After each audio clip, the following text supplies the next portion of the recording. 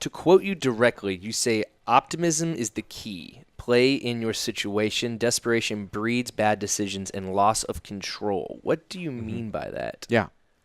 So I think a big thing with doing a musical career is sustainability. How long can you do it? Right?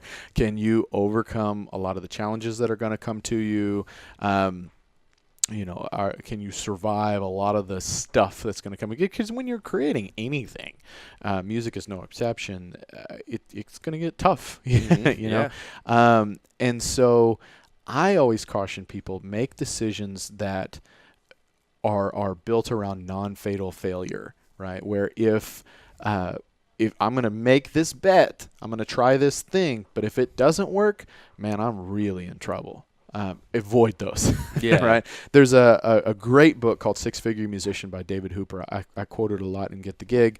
I even have a reading list at the end of Get the Gig telling people, books I really think they should look at. And Six Figure Musician is one of them. There's a couple of parts in that book, though, that I adamantly disagree with. I love the book. Doesn't mean that I 100% agree with David on everything. But there's one part where he says, I think every musician that really wants to get serious about this thing should quit their job.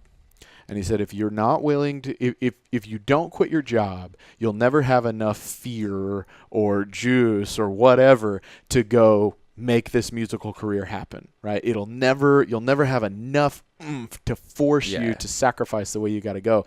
And I'm going, dang, man, I don't agree with that at all.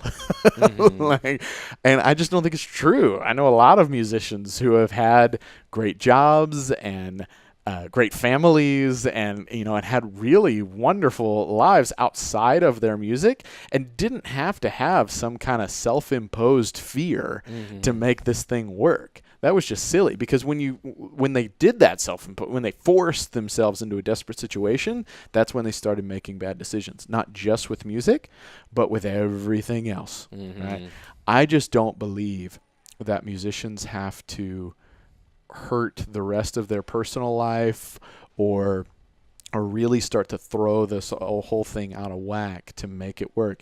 It's tough to have a full-time job and be a musician. Totally get it. It's a lot tougher to have a family and now you just quit your full-time job or something like that, right?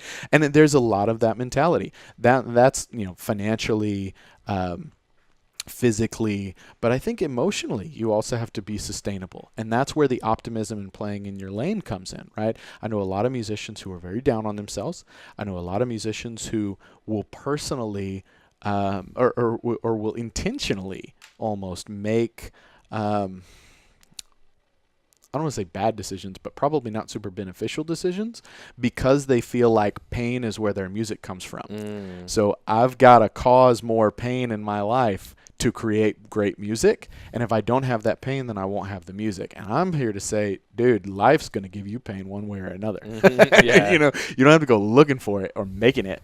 And if you're in a place where that's not particularly painful, you might be able to write something that would relate to people that maybe aren't in pain or want to get out of pain or want to this or want to, and so you got to be able to not only physically and emotionally and interpersonally and also intellectually last in this game, right? It may happen tomorrow. It may happen 10 years from now.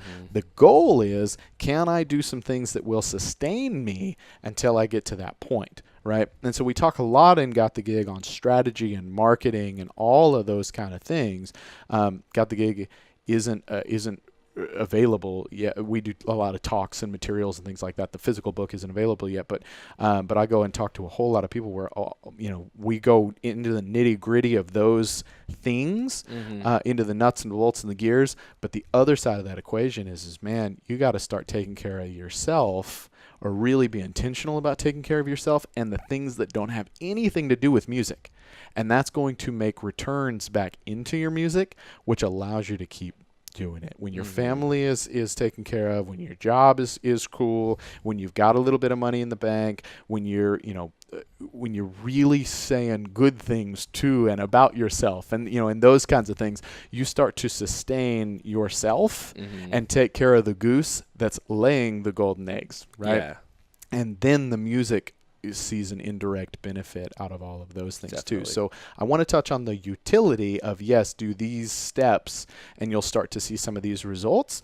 But at the same time, we got to look at some of the other stuff in here too to make sure that we can keep doing this thing as long as your heart hopes you can.